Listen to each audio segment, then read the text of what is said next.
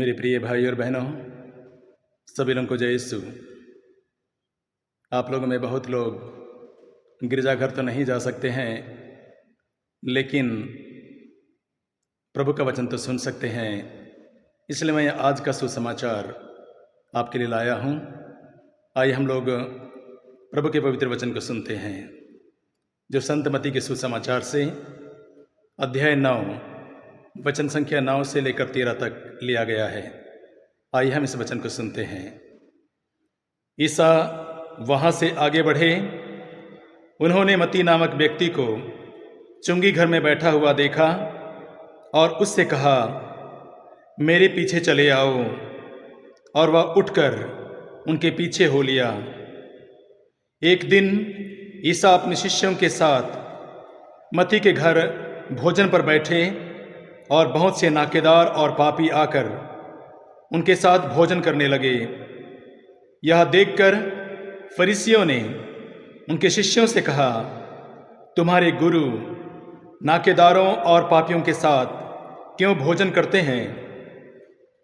ईसा ने यह सुनकर उनसे कहा, निरोगों को नहीं, रोगियों को वैद्य की जरूरत होती है। जाकर सीख लो कि इसका क्या अर्थ है। मैं बलिदान नहीं बल्कि दया चाहता हूँ। मैं धर्मियों को नहीं, पापियों को बुलाने आया हूँ।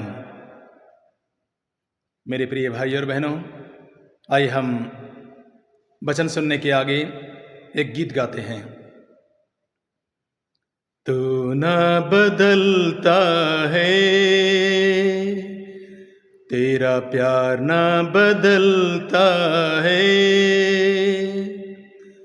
तू वही प्रभु है जो सब नया बनाता है।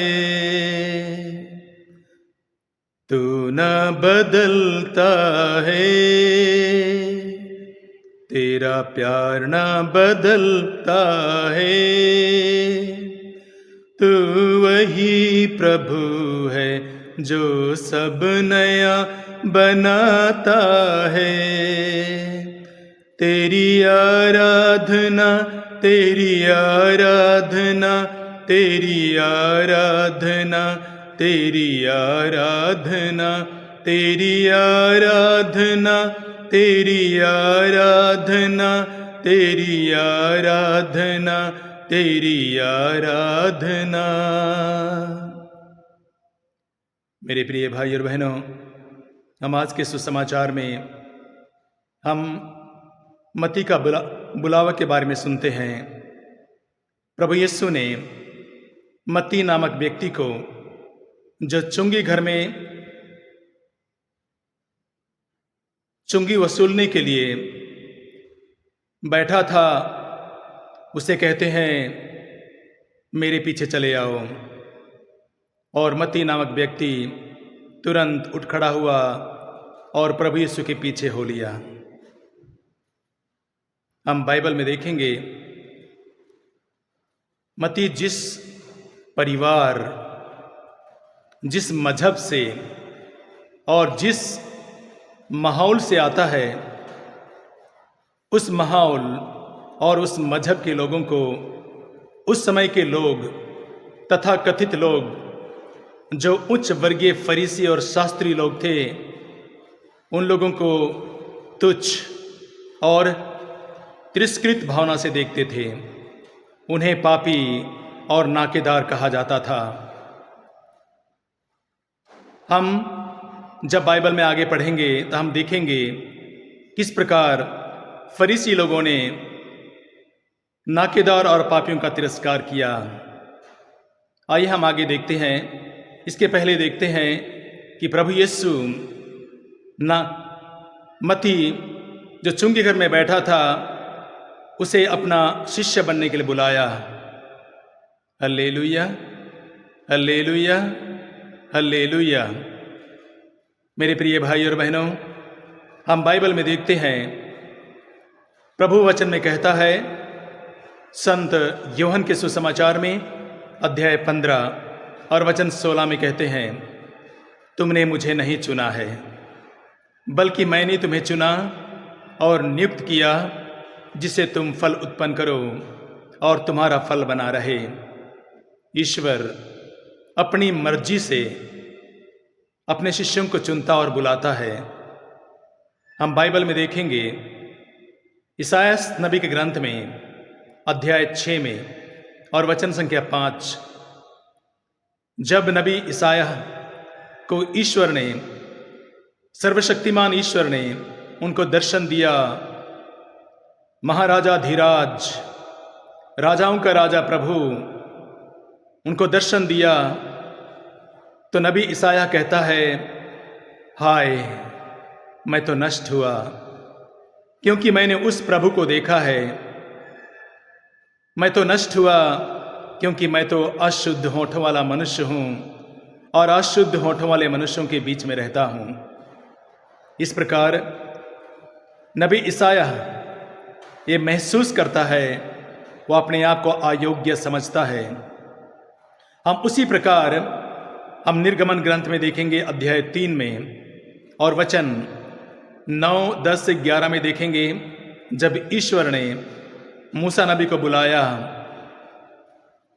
और उसे मिस्रियों के देश में अपने लोगों को छुड़ाने के लिए भेजना चाहता है, तो मूसा नबी अपने आप को अयोग्य महसूस करता है। वो कहता है, मैं कौन हूँ जो मैं वहाँ जाकर वहाँ के लोगों को ले आऊँ। ईश्वर अपनी मर्जी से जिसको चाहता है उसको चुनता है।